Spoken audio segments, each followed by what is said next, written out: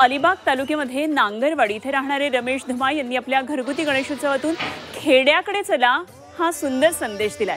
नोकरी निमित्तानं कोकणी माणूस शहराकडे आता धाव घेतोय। गावं ओस पडतात, मात्र शहरातलं जीवन धकाधकीचं झालंय, प्रदूषित झालेलं आहे आणि या तुलनेमध्ये ग्रामीण भागामध्ये शुद्ध हवा, आरोग्यदायी जीवन, निसर्ग सौंदर्य अनुभवायला मिळतं आणि यामध्ये कोकणातल्या ग्रामीण संस्कृती, शेती याचं दर्शन चलचित्राच्या माध्यमातून मांडण्यात आलंय आणि महत्त्वाचं म्हणजे हा संपूर्ण देखावा पर्यावरणपूरक असा तयार करण्यात आलाय।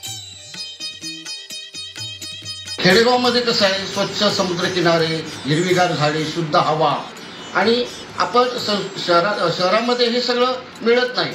शहरामध्ये पूर्ण कर्कश आवाजामुळे किंवा प्रदूषणयुक्तामुळे माणसं आजारी पडतात, पण खेड्यामध्ये शुद्ध हवा आणि हेच मी या मकर सजावटीतून सांगितलेलं आहे की या गावाच्या गावास ओस पडत आहेत, शहरीकरण झपाट्याने वाढत आहे, पण पुन्हा एकदा गावाला राहूया, गावाकडे जाऊया आणि गावाचा शेतकऱ्याचा शिवार पुन्हा पण फुलवूया, हेच या मकर सजावटीतून मी सांगितलेलं आहे।